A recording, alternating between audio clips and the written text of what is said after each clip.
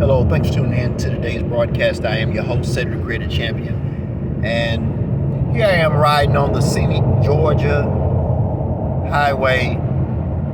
You see the beautiful Georgia pine trees on the side of the highway. We take this for granted, but Georgia is really a beautiful state. I've been across the United States, and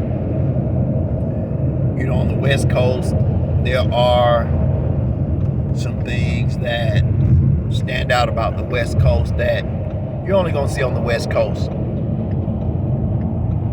But vice versa, there are also some things on the East Coast that you're only going to see on the East Coast. And I tell you, these Georgia pine trees are beautiful.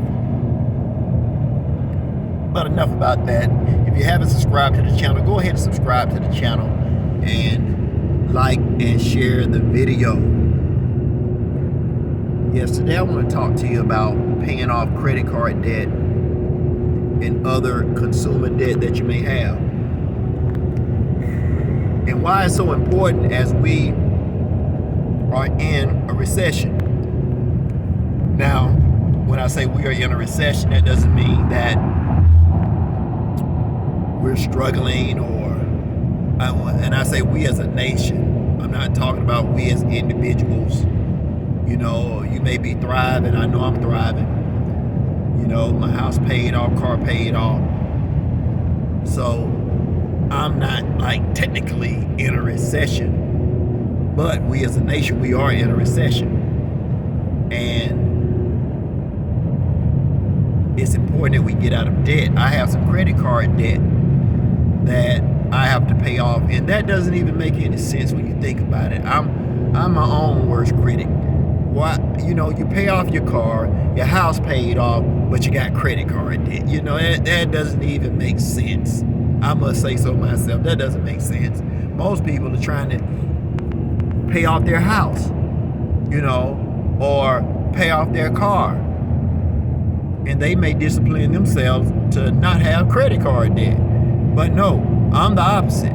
I paid off the house and the car, and I got credit card debt, which makes no sense, and I'm clearing it up. I am cleaning up diligently. And, I learned a very, very valuable lesson that you have to be very careful with credit cards. I got into the habit of just shopping and going to Macy's. I got this Macy's card with $8,500 on it, credit limit. And I got in the habit of going to Macy's, and I would see things, and I would just remember when I was a young teenager and I couldn't buy that, particular polo shirt because it cost $150. Well, I'm grown now. I'll just pick it up, put it on my credit card, and didn't think anything about it. And I had other credit cards as well. I was buying furniture and just jewelry and things, and I stacked up some debt. I stacked up a good amount of debt. And so now I am literally paying for it. And I want to encourage you not to be a consumer of clothing debt like I did. Like I said, I'm getting out of it. I don't see myself being in debt much longer, credit card debt much longer. I'll put it like this: I'll be out of credit card debt by the summer, right? And I'll be back totally debt free. And so, I want to encourage you, if you're going to use debt to make money. Use debt to buy merchandise that you're going to turn around and sell for a profit. But don't just create shopping debt. You have to discipline yourself to make more money if you have to, so that you don't have to use your credit card. See, that's why people use their credit cards, to be honest with you, is because it allows you to spend money that you don't have and pay for it at a later date. But if you had the cash coming in on a regular basis, then you can use cash.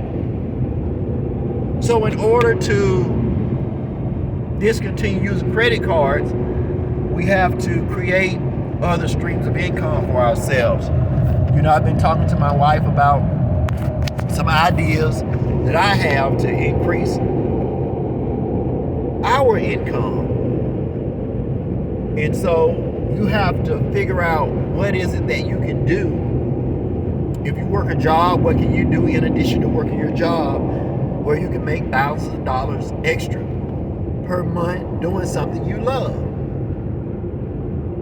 And in the next video, I'll talk a little bit more about what I plan to do. Me and my wife, what we plan to do. And we're researching it now. Anytime you want to start a business, you need to research the business and find out the details about that business. And so that's what we're doing now. Just researching the business, and once we, get a little bit more detail, I'm going to share with you in the next video the business that we're looking at going into. We got a lot on our plate as we go into 2023. Things that we want to accomplish. And in my last video, if you didn't check out my last video, please check it out. I talked about discipline. That is the key to success. That is the key to getting rich. If you didn't hear the definition of discipline, I'm going to share it with you again. And shout out to Anton Daniels again for sharing his wisdom that his uncle gave to him. He said that his uncle told him that the true measure of a man is the ability to do what you don't feel like doing, even when you don't feel like it. Let me paraphrase. Let me say that another way. The true measure of a man is doing what you're supposed to do even when you don't feel like it. Now think about if you and I develop that discipline. If we did the things that we do not feel like doing on a more consistent basis, we would be so much more successful. Think about all the ideas that you have, the things that you want to do, the things that you know will make your life better, but you don't do them because you just don't feel like doing them. And as a result, it stagnates you. You're not on the level in life. You're not where you want to be. Well, I want to motivate you to stop putting off to tomorrow what you can do today. That's the definition of procrastination. Don't procrastinate any longer.